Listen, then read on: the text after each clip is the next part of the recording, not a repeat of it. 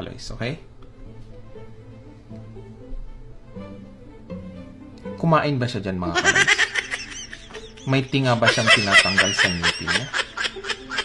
Oh, once again, mga kaloys.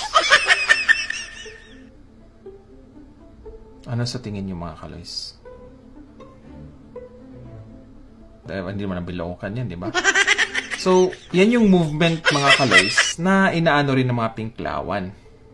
Di ba? Na, kaya titawag siya ng ngiwi. Tapos ito na nga, di ba, yung expose ni Maharlika, na may nagpupulburon talaga. Tingnan na lang natin, mga kaloys, okay?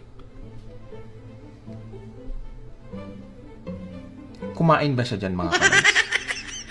May tinga ba siyang tinatanggal sa ngipin niya? Oh, once again, mga kaloys. Ano sa tingin niyo, mga kaloys?